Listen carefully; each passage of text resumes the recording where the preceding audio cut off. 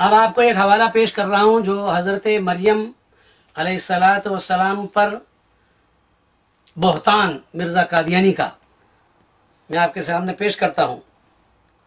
मेरे सामने है मलफूज़ात मिर्ज़ा ग़ुलाम अहमद कादियानी, जिल्द नंबर 3, सफ़ा नंबर 168, 169, 168, 169। पहले मैं हवाला पढ़ता हूँ।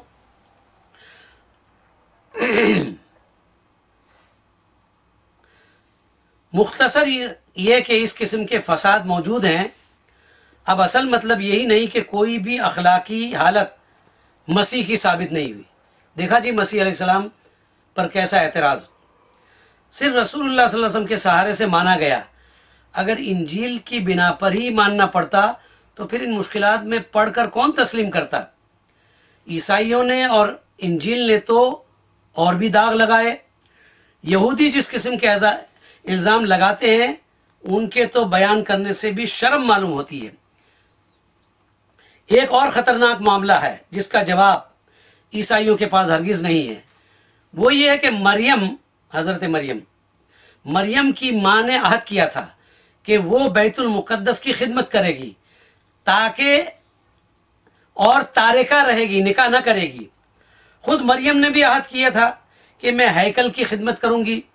बावजूद इस अहद के फिर वो क्या बला और आफत आ पड़ी कि अहद तोड़ा गया, निकाह किया। हज़रत मरियम का निकाह साबित नहीं है, कुरान ने भी उसकी तरदीद की है, लेकिन ये कहता निकाह हुआ, आगे आएगा। उन तारीखों में जो यहूदी मुसन्निफीन ने लिखी है बातों को छोड़कर भी अगर देखा जाए तो ये लिखा है कि यूसुफ को मजबूर किया गया कि वो निकाह कर ले। इसराइली बुजुर्गों ने उसे कहा हर तरह तुम्हें निकाह करना होगा। अब इस वाक़े को मद्देनज़र रखकर देखो कि किस कदर एतराज़ वाक़े होते हैं। अव्वल जब यह अहद बांधा गया तो फिर खुदा की माँ और नानी ने इस अहद को क्यों तोड़ा। दोम, जबकि ईसाइयों के नज़दीक कसरत अज़दवाज ज़िनाकारी है तो वो इसका क्या जवाब देते हैं। यूसुफ की पहली बीवी भी थी और मरियम दूसरी बीवी थी। वो अपने आप पर यह इल्ज़ाम अपनी मुक़द्दस कुंवारी पर कायम नहीं करते। जबकि हमल हो चुका तो फिर हमल में निकाह क्यों किया गया। अस्तग़फिरुल्लाह। ये 3 ज़बरदस्त एतराज़ात जो उन पर होते हैं, यानी हज़रत मरियम पर, और बातों को अगर छोड़ दिया जाए और बातों को छोड़ दिया जाए,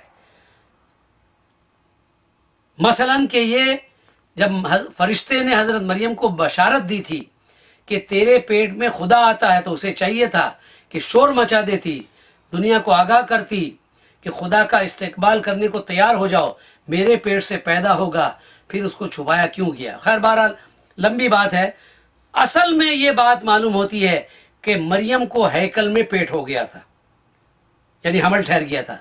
मरियम ने ये समझा कि लोगों को अगर बताया गया कि मुझे फरिश्ता ने आकर बेटा पैदा होने की बशारत दी तो लोग ठट्टा करेंगे, कहेंगे कि उसको बिया के ख्वाब आते थे, कोई बदकार ठहराएगा। लेकिन जब पेट छुप न सका, चर्चा होने लगा तो आखिर सबको फिक्र पड़ी। पहले से बता देती जब फिर फरिश्ते ने आकर कहा था तो शायद इस कदर शोर ना होता। बहरहाल आगे फिर लिखता है, हैकल के बुजुर्गों को बखूबी मालूम हो गया कि मरियम हामिला है। उन्हें फिक्र पैदा हुई, जैसा कि देखा जाता है अगर कोई शरीफ खानदान की लड़की हामिला हो जाए तो झटपट उसका निकाह कर देते हैं ताकि नाक न कट जावे। इन बुजुर्गों को यही फिक्र पैदा हुई क्योंकि वाक़या असल ये है कि बिल्कुल बेखबर और नाआशना थे, इसलिए उन्होंने इन बातों की ज़र्रा परवाह न की। उस निकाह से अहद शक्नी का इर्तिकाब हो गया। दूसरी शादी की वजह से बकौल यीशु मसीह ये ज़िनाकारी ठहरेगी। ये हामिला का निकाह करना जायज़ नहीं। गोया ये हज़रत मरियम पर ये ज़िना का बहतान लगा रहा है मिर्ज़ा कादियानी। एक और हवाला पढ़ता हूँ, जिल्द नंबर रूहानी ख़ज़ाइन, जिल्द नंबर 19, सफ़ा नंबर 18, जिल्द नंबर 19, सफ़ा नंबर 18।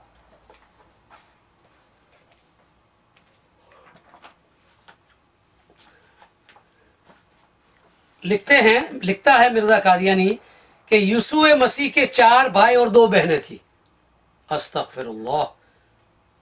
ये सब यूसुफ मसीह के हकीकी भाई, हकीकी बहनें थी, यानी सब यूसुफ और मरियम की औलाद थी। 4 भाइयों के नाम ये हैं, यहूदा, याकूब, शमऊन, यूसुफ, और 2 बहनों के नाम ये थे, आसिया, लीदिया। देखो किताब फला फला फला। हालांकि हजरत ईसा अलैहिस्सलातु वस्सलाम बिन बाप पैदा हुए थे, बगैर निकाह के, लेकिन यहाँ ये हजरत ईसा अलैहिस्सलातु वस्सलाम पर इल्ज़ाम लगा रहा है, हजरत मरियम पर बहतान बांध रहा है कि गोया उसने निकाह किया था, उसकी औलाद